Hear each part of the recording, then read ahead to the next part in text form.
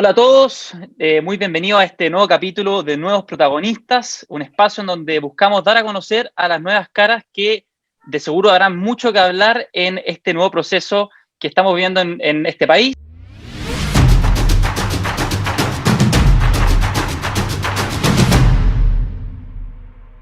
Mi nombre es Pedro Varela y en esta ocasión nos acompaña Constanza Juve. Constanza es candidata constituyente por el Distrito 11, ella es abogada, tiene magíster en Derecho y también un LLM en la Universidad de Nueva York, es profesora de Derecho Constitucional de la Universidad Católica y directora también del Foro Constitucional UC. Constanza, muchas gracias por acompañarnos. No, muchas gracias a ti, Pedro, por la invitación y a todos quienes nos están escuchando. Muchas gracias. Oye, Connie, bueno, para dar inicio a las preguntas propiamente tal, que en esta ocasión damos vuelta a la tortilla, porque en la sala de clases fuiste tú, profesora mía, eres tú la que hacía las preguntas, ahora me vengo a vengar. Está muy bien, parte del cuento, de la exposición. Claro, te quería preguntar en este rol invertido, ¿qué te hace a ti, cuál es tu motivación para dejar el mundo privado, un mundo que a veces es mucho más cómodo que el mundo público, de menor exposición, y ahora estar en esta nueva aventura de presentarte como candidata constituyente?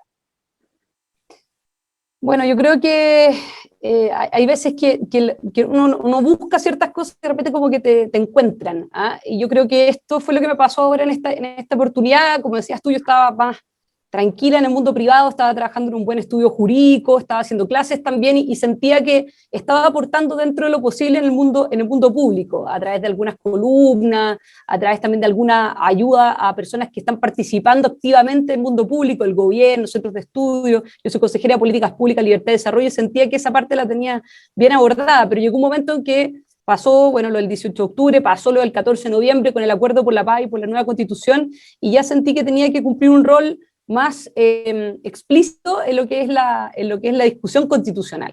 Y finalmente llegó un momento en que ya no se podían hacer las dos cosas y por eso renuncié al estudio jurídico, me fui full time a trabajar a la universidad y yo te diría que di el paso finalmente de ser candidata porque creo que este es el momento en que personas que tienen vocación pública, y en este caso también, no solamente en mi caso, que soy profesora de Derecho Constitucional, sino que también he trabajado en centros de estudio, he trabajado en el gobierno y en el Congreso, tenemos que pasar a la primera línea, a la buena, eso sí, primera línea, y dar un paso adelante para efectos de renovar la política y para aportar en un momento tan histórico, tan importante como este, que es el proceso constituyente, que es la redacción de una nueva constitución.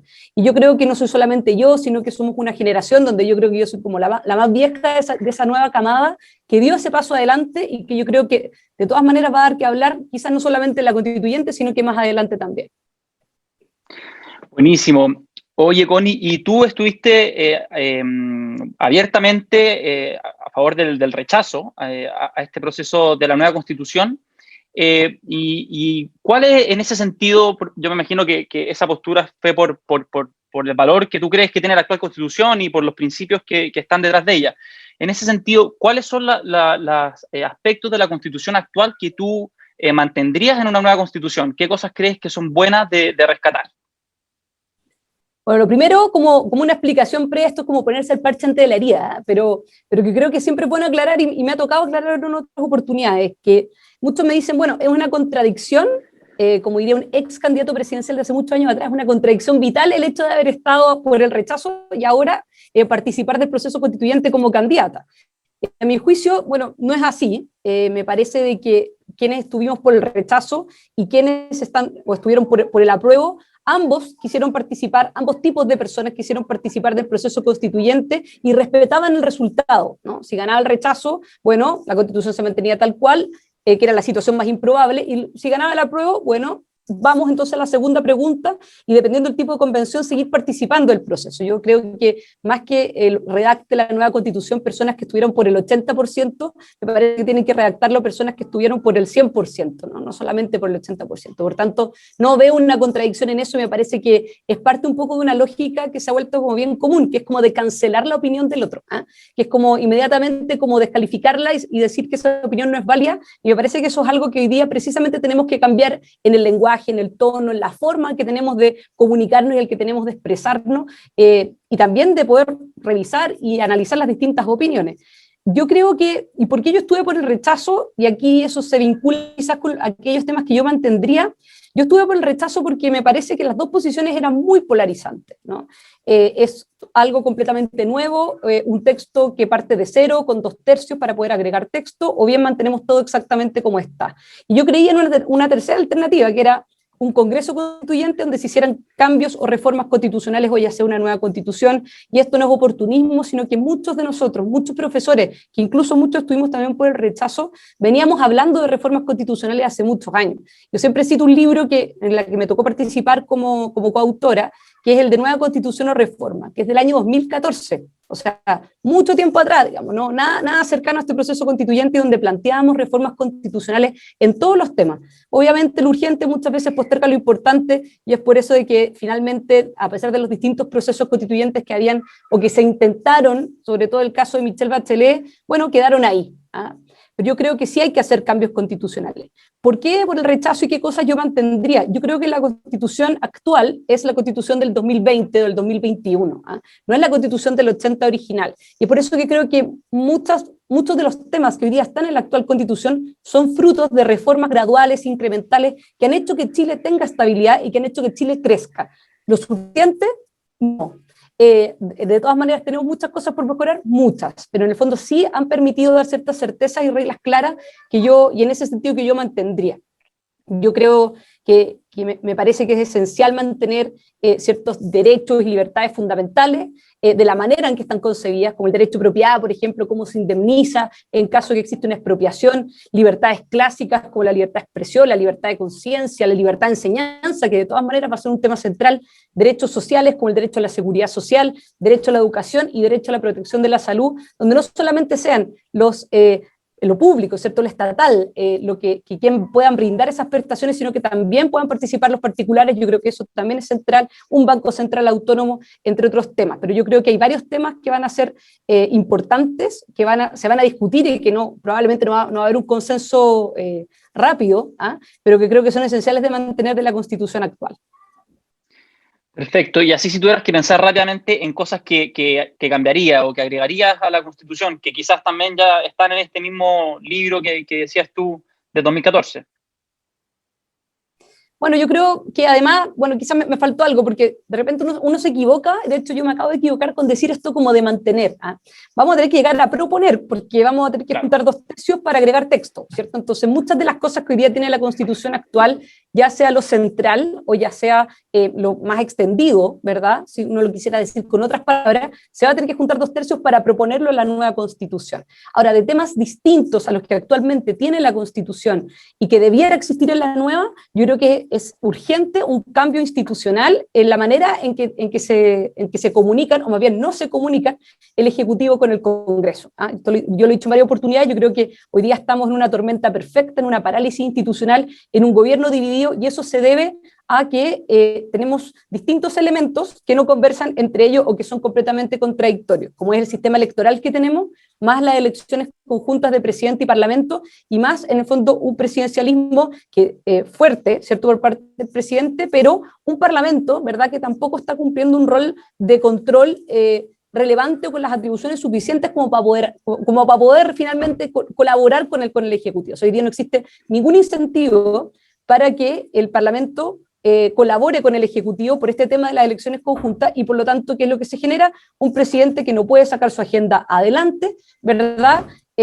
Con una imposibilidad real, ¿cierto? No tener mayoría en el Congreso. Este periodo presidencial se vio perfectamente así, y con un sistema electoral que, si bien no es una materia constitucional, juega un papel constitucional importante, y el problema es de que favorece la representatividad, pero no la gobernabilidad. Y esa representatividad, lamentablemente, que fue una promesa que se hizo con este nuevo sistema electoral, tampoco se cumplió realmente. Hoy día existe una lejanía del elector con respecto a su representante, producto de que tienes distritos que son muy grandes, en territorio, ¿cierto? Lo cual hace imposible al elector poder identificarse con el representante y poder pedirle rendición de cuentas. Entonces yo creo que ese es un tema central que hay que modificar. Otro tema que yo creo que es central tiene que ver con los derechos sociales, ¿verdad? Hoy día existen, están resguardados algunos en la Constitución, pero no están garantizados. Y aquí la gran discusión debiera ser cómo se garantizan. ¿Se garantizan vía recurso de protección, es decir, una acción judicial que sea llevable a la Corte de Apelaciones y a la Corte Suprema? A mi juicio no, porque eso significaría judicializar la política, ¿cierto? Y que los jueces terminen tomando decisiones de política pública que no le corresponden, que le corresponde al Ejecutivo y que le corresponde al Parlamento. O bien lo garantizamos a través de un mandato al legislador, como se hace, por ejemplo, en otros países desarrollados. Y a mi juicio, esa es la manera en que se tiene que hacer la bajada para los derechos sociales, y me parece que hay que dar un mandato claro al legislador para que lo haga concreto, en el fondo, este mandato constitucional en relación con los derechos sociales. Y a un tercer elemento, yo te diría que es muy importante empoderar a las personas.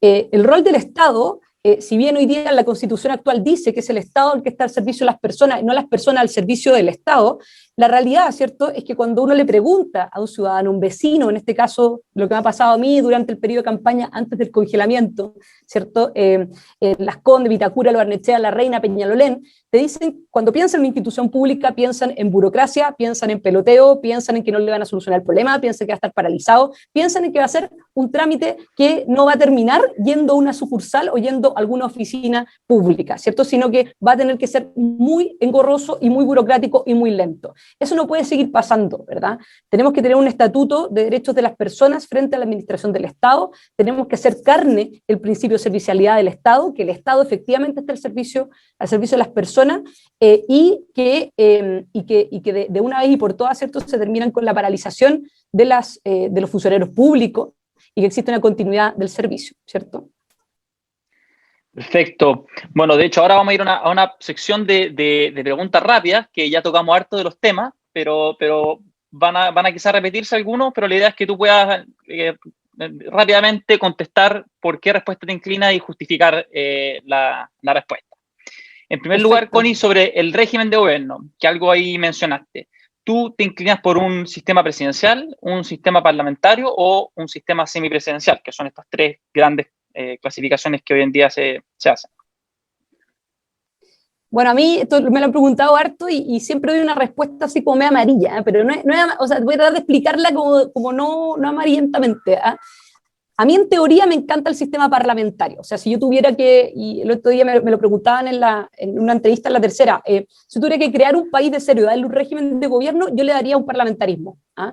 El sistema inglés, el sistema alemán, especialmente a mí me gusta mucho porque tiene un par de componentes que son distintos al sistema inglés, distinto al sistema danés, distinto al sistema español, que creo que le da más gobernabilidad, ¿ah?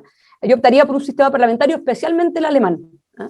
Que básicamente, para quienes no están escuchando, es que el gobierno se saca del propio parlamento, y lo que permite el parlamentarismo es disminuir el riesgo de los quiebres institucionales. Para ser bien clara, disminuye el riesgo de golpes de Estado, ¿ah? Del quiebre institucional, de la caída de un presidente. ¿Por qué? Porque cuando se pierde la confianza en el gobierno, lo que se hace es que cae el gobierno y se nombra uno nuevo, ¿ah?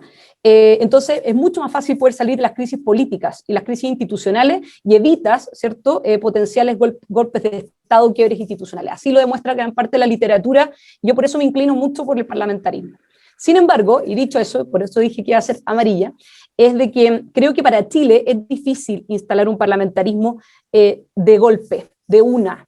A Chile le hacen mal los Transantiago, a Chile le hacen bien las reformas incrementales, graduales, y por eso creo que la alternativa ahora sería parlamentarizar el presidencialismo.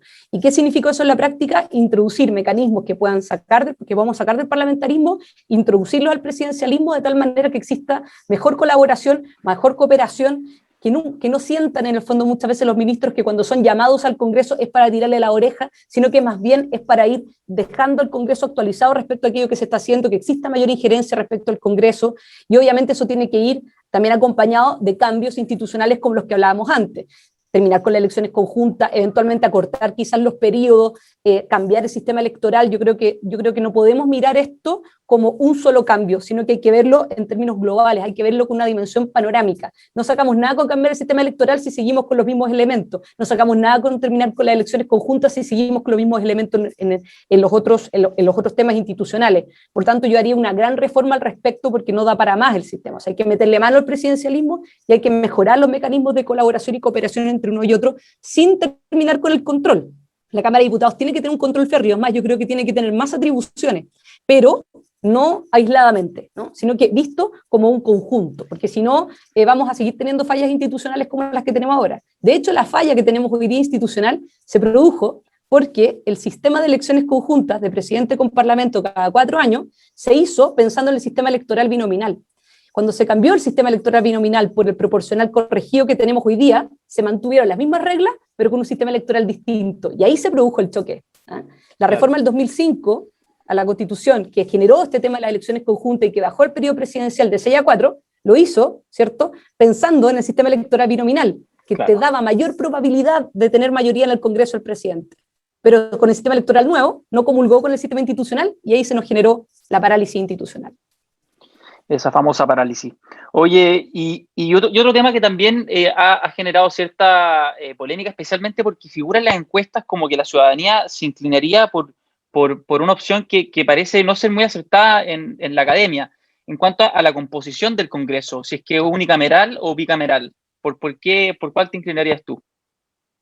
Yo por el sistema bicameral de todas maneras. Yo creo que hay que tratar de disminuir, digamos, el riesgo de esta como tiranía de la mayoría circunstancial, y creo que es bueno un doble filtro, que creo que es bueno una doble revisión, pero lo que sí creo es de que las dos cámaras tienen que ser cámaras distintas. O sea, no sacamos nada con tener una especie como de doble cámara de diputados. En un principio, ¿cierto?, antes del cambio del sistema electoral, el Senado representaba, ¿verdad?, representaba sectores, finalmente geografía, ¿cierto? Se elegían 2 senadores por región, salvo las regiones más grandes donde se elegían 2 y 2, ¿cierto? No sé, por la quinta costa con la quinta cordillera, o Santiago Oriente, Santiago Poniente, pero representaban territorio. Eran menos, bueno, claro, tiene un número, ¿verdad?, bastante menor, se elegían por más tiempo, pensando en que no va a ser tan cortoplacista, y además se entendía que con mayor edad existía mayor grado de prudencia, etc. Yo creo que eso con el sistema electoral actual hace que las dos cámaras se parezcan mucho, independiente que llevan más tiempo y todo, pero ya el criterio, por ejemplo, geográfico, y pasando al criterio más bien poblacional, que sería el criterio que se utilizó para la Cámara de Diputados, pierde su objeto. Entonces lo que yo sí haría sería acentuar bien las diferencias para mantener un bicameralismo que sea razonable, pero a mí no me parece un Congreso unicameral. Creo que es bueno tener un doble filtro, que es bueno tener una doble revisión, pero siempre y cuando tengamos marcadas diferencias entre una cámara y la otra. Perfecto. Oye, Connie, y sobre el rol del Estado, que es también la clásica pregunta, ¿crees tú que debe ser un mayor o un menor Estado? Un mejor Estado. Yo creo que quienes dicen, por ejemplo, que esta Constitución ha sido una especie como de cortapisa para que el Estado crezca, no es cierto.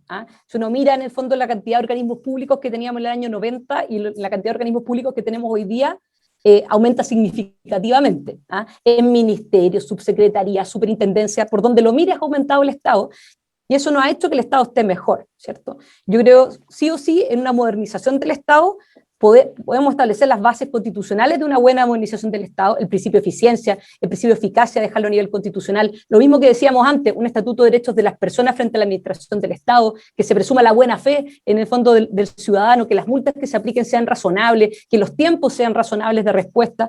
Entonces yo creo finalmente que más que un mayor Estado, me parece que hay que hacer un mejor Estado con lo que tenemos hoy, y eventualmente terminar, quizás no sé si con los organismos públicos, pero sí al menos con todos los programas, que siempre la ley de presupuesto todos los años tienen mala evaluación, pero que siguen ahí, ¿no? Por razones políticas. Yo creo que tenemos que ponerle coto a eso, y que tenemos que terminar en el fondo con esta lógica de que el Estado, por ser el Estado, lo hace mejor. Eso no es cierto, ¿no? Uno quisiera que lo hiciera mejor. Por eso es que yo creo que tiene que ser que más que un Estado más grande o un Estado más chico, tiene que ser un mejor Estado. Y para eso hay que evaluar lo que tenemos y ver en el fondo cómo hacerlo más eficiente, cómo hacerlo más eficaz. Algo se puede hacer en la Constitución, pero realmente lo lógico es que a través de las leyes y a través de las distintas políticas públicas hagamos que el Estado mejore. Un estatuto, por ejemplo, también de los funcionarios públicos, donde exista también una evaluación, que no sea una cuestión como un derecho adquirido, y que si la evaluación es mala, la persona sigue igual ahí. Yo creo que en el fondo los ciudadanos merecen tener el mejor Estado posible, y eso no significa necesariamente un Estado más grande. Claro. Oye, Connie, y así para ir cerrando, si tú tuvieras que elegir una temática por la cual tú, Constanza Juve, te las vas a jugar en la convención, ¿cuál crees tú que va a ser la principal bandera que tú vas a poder llevar? Obviamente, aquí hay que jugársela por una, dos, pero esto no quiere decir que no haya de haber otras, pero ¿cuál crees tú que va a ser el sello que tú le vas a poner a esa nueva constitución? Es difícil elegir una, pero si tú me preguntas de las batallas más grandes, yo te diría que tiene que ver con lo que hablábamos antes, del rol del Estado. Desde el punto de vista, ¿cierto?, de no identificar lo público con lo estatal. O sea, yo creo que acá, y eso chorrea, ¿cierto?, distintos temas. Y un tema en particular, por ejemplo, sin perjuicio que pueden ser muchos temas, la educación, ¿cierto? Yo me la voy a jugar, en el fondo, para que lo público no sea exclusivamente lo estatal, especialmente para efectos de la educación. Yo creo que es indispensable mejorar la educación pública, sin duda, pero no por eso, ¿cierto?, a expensas de la educación particular subvencionada que ha aportado al país, que le da diversidad de proyectos educativos, que le da más diversidad y sobre todo alternativa a los padres para que puedan educar a sus hijos y que no pasemos, ¿cierto?, una lógica antigua, que era el Estado docente, y mantengamos una lógica de sociedad docente. Yo creo que ese paraguas, ¿cierto?, que el Estado está al servicio de la persona humana, no la persona al servicio del Estado, de que el Estado, ¿cierto?, no es una especie como de, una especie como de buen ciudadano, que lo hace como todo bien. Me parece que es importante entender que la sociedad civil tiene un rol que cumplir y es un rol muy importante en sus mismas lógicas, con la autonomía que se debe, obviamente con las regulaciones legales, etcétera, pero me parece que la gran batalla va a ser que no identificar lo público con lo estatal. La sociedad civil tiene mucho que decir respecto a eso, y precisamente porque se pone a la persona en el centro, porque las sociedades, porque los colegios particulares subvencionados son creaciones de la persona, son creaciones de las familias, son creaciones de las personas humanas. Y es por eso que creo que esa es la principal bandera de lucha que creo que yo por lo menos voy a defender. Hay varias, pero me parece que esa va a ser una central. Buenísimo. Y ahora yéndonos a la parte más personal, para terminar, ahora sí que sí, con esta última sección, que te queremos dar un espacio de cierre a ti, en el cual tú, obviamente, cuesta a uno venderse, pero ¿qué crees tú que como persona es lo que tú podrías aportar en este nuevo proceso? ¿Cuáles son tus mayores virtudes o cualidades que podrías poner a disposición del país finalmente?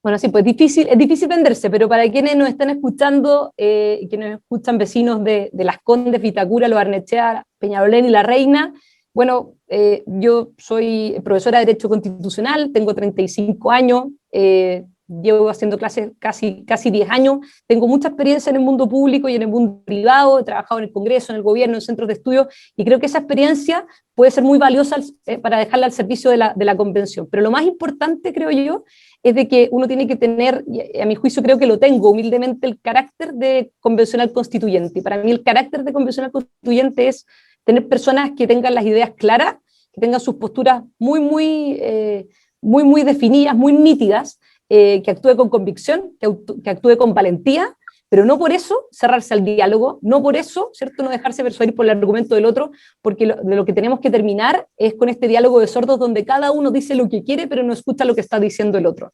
Yo creo que por ahí parte la renovación de la política. La renovación de la política no solamente tiene que ver con caras nuevas, que en mi caso se aplica, yo es primera vez que soy candidata, pero creo que tiene que ver con una manera distinta de hacer las cosas.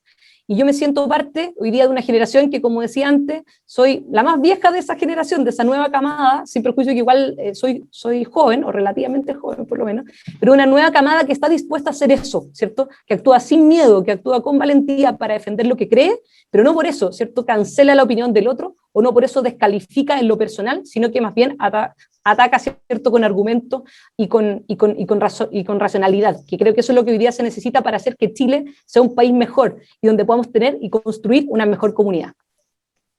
Excelente. Constanza Juve, candidata constituyente por el Distrito 11. Muchísimas gracias nuevamente desde la Fundación Aire Nuevo por compartir este espacio con nosotros y en el que podemos conocerte un poquito más en profundidad a ti y a tus propuestas para esta nueva constitución. Así que te agradecemos y a todos quedamos para un próximo capítulo de Nuevos Protagonistas.